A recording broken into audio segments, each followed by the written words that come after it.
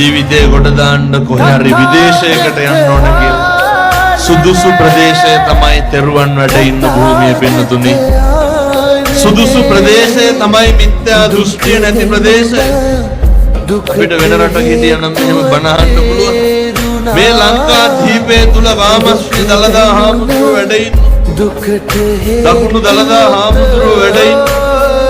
ඒ වගේම පටි ධාතුන් වහන්සේ නිදන් කරලා තියෙනවා. කේස ධාතුන් වහන්සේ නිදන් කරලා තියෙනවා.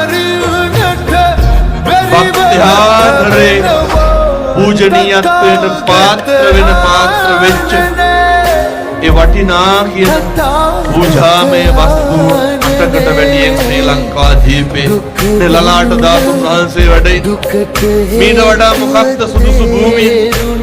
උදේ නැගිටිනකොට කොහෙන් හරි පිරිත් ටික ඇහෙන්නත්, උදේ නැගිටිනකොට කොහෙන් හරි බණ ටික ඇහෙන්නත්, උදේ යනකොට පන්සල් පල්ලිය කෝවිල පේන්නත්, උදේ යනකොට හාමුදුරුවෝ දකින්නත්, බස් එකකට නැග්ගත් ඇහෙන්නේ බුද්ධං සරණං ගච්ඡාමි කියලා.